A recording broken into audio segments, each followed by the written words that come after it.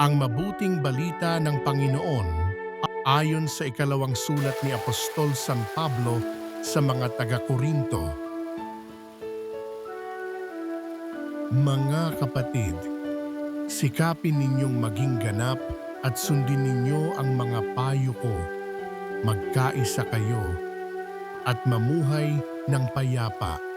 Sa gayon, sasainyo ang Diyos ng pag-ibig at kapayapaan. Magbatian kayo bilang magkakapatid kay Kristo. Kinuumusta kayo ng lahat ng mga kapatid sa simbahan.